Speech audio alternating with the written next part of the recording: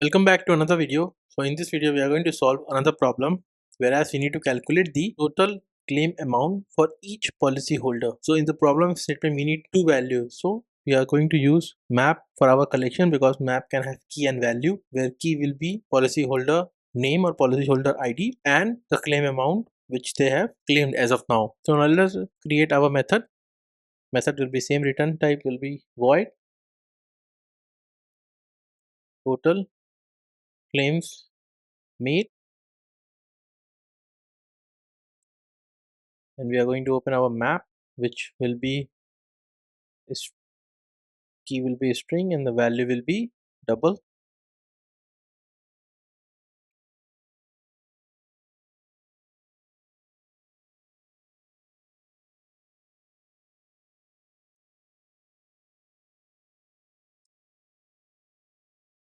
We will open our stream, and then this we are going to open our collect, where we are going to use collector dot to map because we need key value. And now this will be a little more complicated, but just focus on what we are doing.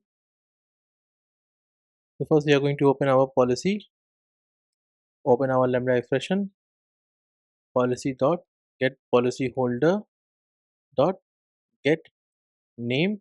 We can get policy holder name and policy holder ID or anything, we can use it here. Now after this what we need to do is we need to have our claim amount. So we need to get our claim amount, where will be policy, open our lambda expression, and then our value will be policy dot claim dot policy dot claim. Now you see we cannot use claim as a get claim because we don't have it, because it is another unextended object. So now we need to open our stream here again. So now you will understand, we'll open a stream again, and then we are going to do what? We're going to map it to double,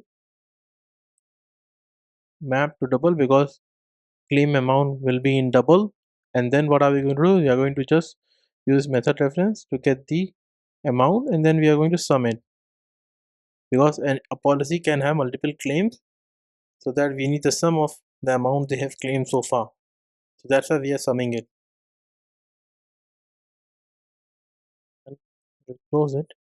We are getting a issue here. Let us see why we are getting it. Get policyholder, get name. Okay, now we are going to simply print these things. So let us take total claims dot for each. So now what are we going to do is, how are we going to print it? So now we are going to have name policy, or we can have, I think, policy there. Yeah, policy here, and then we will have amount here. I think claim. Okay, both is better. And then we are going to sys out system orbital, where our policy will be the name. We can also use name here, and then we will have some level of formatting, which will be in dollars, and then we are going to have our amount. Technically this is claim, but no issues. We'll copy our method, we'll go to our controller, point to the new method, run our application. Just wait for a while. Once the application is booted, clear the logs, fire our endpoint.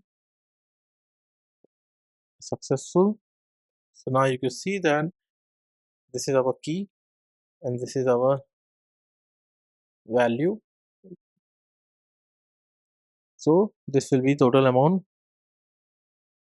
because now the amount of John is higher compared to our policy 2, because policyholder 2 only have one claims made, whereas policyholder first have 3 claims made.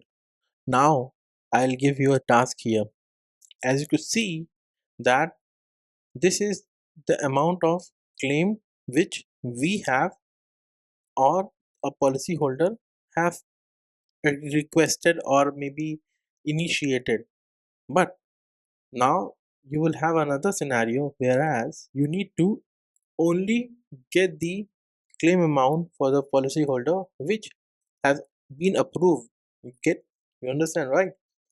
We can have, right now we have 3 records, we can have one more records. Okay, now let us do it and give you the problem statement. Now you can see we can have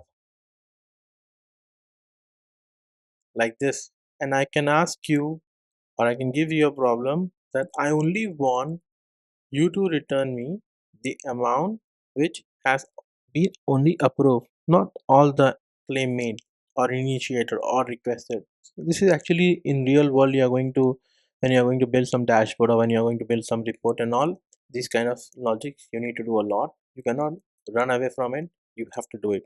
You have to know how to do it. So now I will leave you to solve the problem, and you can comment down in the section that whether you are able to solve this problem or not by yourself.